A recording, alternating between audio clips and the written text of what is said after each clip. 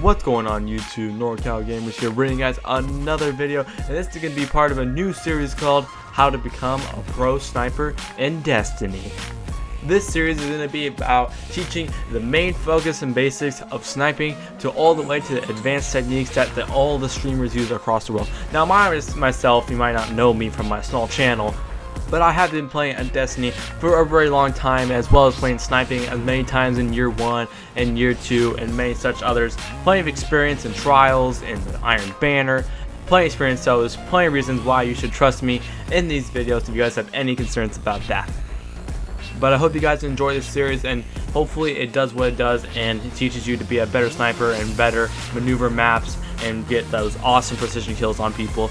No matter if you're a beginner who's been shotgunning forever, or if you're an advanced sniper and you already know what you're doing, these tips will help you out a lot. But I hope you guys enjoyed this series, and make sure to leave a like and comment down below if you guys have any requests for the series or anything at all. And I hope you enjoy the series. So starting off this episode, we're first going to be going over the differences between defensive sniping and aggressive sniping. Now, what I consider defensive sniping is where you have a sniping point and are set up for someone else to cross your lane. For example, you can be on a bridge and be waiting for someone to cross that bridge into your sight line, but you're not assaulting them. Like, that's how aggressive a sniping is supposed to be. And it does require you to be a little campy with your shots. And for example, in this clip right here, I see this guy. I lined up my sights at his head level. I'm waiting for him to cross my sight line. Once he crosses my sight line, I can get the easy headshot and get the kill. You want to set your sights at the head level or the body level in some cases if you have to, but you mostly want to set at the head level so you can have that perfect snipe when he crosses your lane. Defensive sniping also requires you to have decent map knowledge of where the sniping lanes are. Because if you're going to challenge the main sniping lane in a map, you have to be pretty confident in your sniper skills that you're going to outplay the other guy on the other side that probably is going to come. So taking alternate routes like around the sidelines of the map and secret other areas where people won't expect you to snipe from is a perfect way to practice defensive sniping in the game. It also is a good call to use in Trials of Osiris, where you have to be a little more campy and be more cautious with your shots, because like one death on your team could cost the game. But I only recommend using defensive sniping when you have to be very campy. Being very campy also means you can be picked off really easily by other people when they get into different angles on you and you can't see them. This will make you very vulnerable to the enemy and could cost your team some points in the end, and no one likes that, do they? Oh yeah, I remember this clip. This Titan, I saw this shotgunner, I ran my butt off and he meleeed me from that range. It was kind of freaking ridiculous. Back to the episode though. So, defensive sniping is really good for using campy. However, once you pretty much master the art of defensive sniping, you might want to move on to aggressive sniping.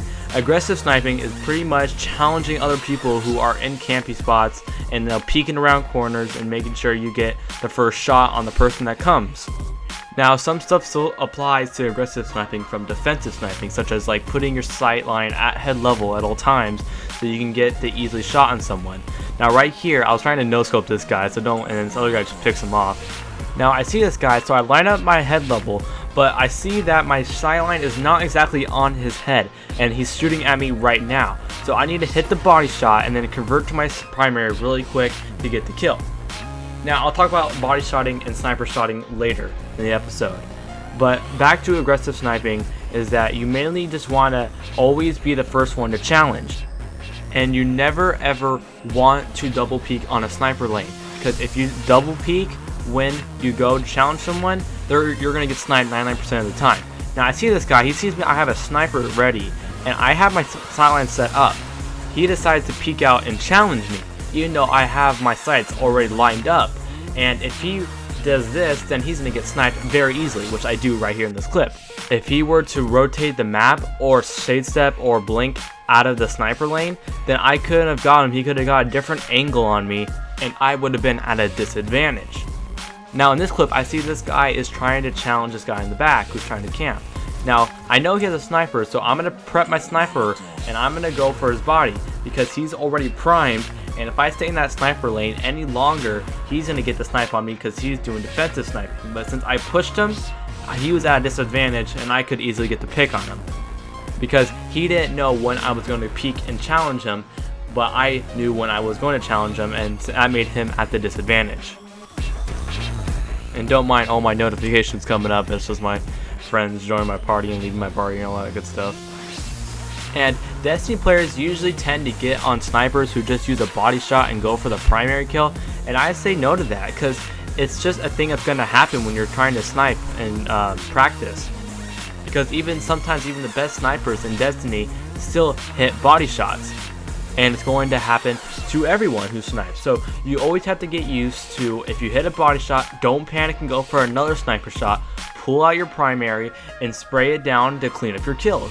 You're just cleaning up your kills to win the game, and people have to do whatever they have to do to win a game in Destiny. Now, don't purposely aim for the body just to aim for the body to rely on your primary. Always try to aim for the head and use your body shot primary method as a backup just in case you hit the body, but you always want to aim for the head to get the easy one-shot kill. And some guns are better to clean up kills than others after a body shot. For example, hand cannons like the Last Word, Ace of Spades, pulse rifles like the Red Death, like the Reflection Sum, Nerman's Mercy. They're all really easy to clean up kills because they can pump out damage very fast. Now, if you're sniping already in Destiny, you may already have a sniper that's your go-to. However, you might want to reconsider that, because even if you're beginning, there's different kind of archetypes of snipers that you can choose from that fit your playstyle. Because like in this gameplay, I'm using my Stormcaller, which is a little more of a rushy class for me, and I'm using a 1,000-yard stare. Now what I usually do is if I have to go for a no scope and with the extended melee range that the Stormcaller has, I can easily just get a melee out after a body shot, which makes it very easy to cover my close quarters engagements. And the main snipers that I put into different categories are the res snipe snipers and the non-res snipe snipers. Now in a different episode I'll go over what a res snipe is and the tips for hitting the res snipe. And by the way, this was a very good gameplay. I was down 600. I came back perfectly with 2,500 after the precision kill on him. Just enough points to get the victory on that. But yeah, the res snipe snipers usually have a lot more impact and lower rate of fire, because they hit a little harder, but you cannot rapid fire them as much, such as the 1,000-yard stare, Steel Piercer, Irene R4, an LDR, or even things like the the longbow synthesis that's coming to year 2 after the update. And the non-res snipers usually have a higher rate of fire but a lower impact. Now any sniper can kill in 1 headshot or 2 body shots. It's when it comes down to when their guardians are in super mode or after a res snipe, it matters on how much damage the sniper can pump out to get the kill. The higher impact snipers can kill a guardian in the middle of their super or kill off the revive.